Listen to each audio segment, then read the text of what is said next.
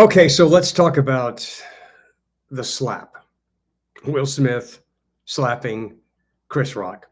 Hi, I'm Scoot. This is the Scoot on the Air YouTube channel, and I welcome those of you who are new subscribers. If you have yet to subscribe, we invite you to subscribe. It's free, and we'll give you a notice every time we post something. So thanks for tuning in. So at the Oscars, this very civil ceremony, Chris Rock is a comedian. And he said something that, just on the surface was just a joke about Will Smith's wife, Jada Pinkett Smith. Now, first of all, let's set the record straight here. Will Smith and his wife are both actors. They're both in the public spotlight. It's not like Chris Rock was making a joke about their kids that are not in the business. And one of their kids is in the business. The point is, if you're a celebrity, if you're in the public eye, people are going to say shit about you. Some of it's not going to be very flattering. It's part of the business. It doesn't mean that everything that people say is right. It doesn't mean that people don't say hurtful things. But the comment about Will Smith's wife having to shave her head and making a comment that, she's going to be in the next G.I. Jane movie, that's funny. Now, if Chris Rock knew that she shaved her head because of a medical condition, it's kind of a cheap shot. It was not right. But that goes along with the territory. Call him out, deal with it, but don't get up and walk on stage and slap Chris Rock in the face. It's an interesting story how this has really just captured America. And I think this goes back to what we often talk about, which is, the news is so bad every day that America loves stories like the Will Smith slap, because it's a diversion. It's a great diversion from the reality of the tough news every day. So we get all locked onto it. The other reason it is so significant is because it is a reflection of a growing lawlessness in America. It's a reflection of America's growing incivility. The idea that people don't want to follow the rules. They do whatever the shit they want. Think about all the incidents on commercial airline flights.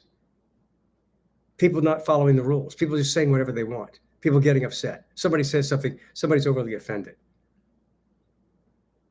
And I love that the term snowflake, which is designed originally to criticize liberals, the definition of a snowflake in politics is somebody who is easily offended by somebody else's comments. The interesting thing is there are a hell of a lot of conservatives who are snowflakes too. They're so offended by somebody making some comment. The point is, comedians say ugly shit. And if you're in the public spotlight, you're fair game for a roasting of sorts. Will Smith did not handle this the right way. He should not have gone onto the stage. He should not have slapped Chris Rock. In fact, when he won the award, when he won the Oscar, he was bawling like a little friggin' baby, because I think he felt so shameful about what he'd done. And subsequent to the slap now, Will Smith has fully apologized to everyone, including Chris Rock. I am surprised that on my radio show on WWL in New Orleans, I'm surprised that so many people have defended Will Smith. He's standing up for his wife. Well, if you apologize for what you did, you're really not standing up for your wife, are you? Because you're sorry you did it. And then he's crying like a baby when he gets the award, because, again, I think he realizes that he was just such an ass. And that's not the way to handle things. Somebody called my talk show today and said that he read Will Smith's autobiography.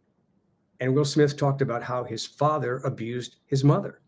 and that maybe Will Smith is trying to make up for not protecting his mom because he felt like he should have done a better job protecting his mom.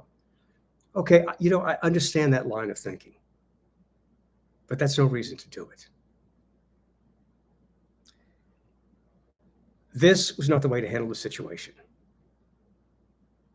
And what if a white actor had slapped Chris Rock in the face? So there's so many aspects of this that come up for discussion. But here's something else that I think we all need to consider. Why do we allow words to hurt us? And I phrase that just that way. We allow words to hurt us. Words can be hurtful, but words can't hurt us. I mean, a word can't cut your face, break your, cause a concussion. They can be hurtful, but words cannot hurt you. When I was growing up, and when many of you were growing up, you remember the phrase, sticks, and this is not just a cliche. Think about what this means. Sticks and stones can break my bones, but words can never hurt me. Why the shit do we give up on that phrase? That's something that all Americans live by for so long. And everybody's so freaking fragile that, or people are offended to the point where, my God, they kill somebody or they commit suicide. We have failed as a society to raise younger generations that are tough enough to deal with words. I don't care what somebody calls you. I don't care what they say about you. And people say a lot of shit about me. Not everybody likes me. That's okay. But that has nothing to do with the way I feel about myself. In fact, if people don't like me, if people feel that to call me out on stuff, I feel like I'm doing my job. I don't do it for that reason, but I feel like I'm doing my job.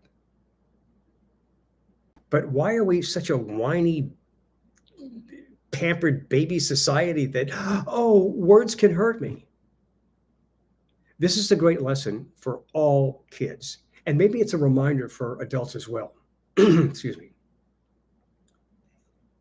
What people say about you to your face, which is rare, mostly it's through social media now. What people say about you has nothing to do with who you are. Nothing. Nobody's words can redefine you to yourself. And so if you have been offended by words, then suck it up and realize that if somebody's criticizing you, if somebody's calling you out for some reason, you got their attention. Maybe they're jealous of you. Maybe they wish they were you, whatever. But you got their attention. Maybe you're a threat to them because you got their attention. So I really think it's time for us to have this new conversation about how words can be hurtful, but words can't hurt you.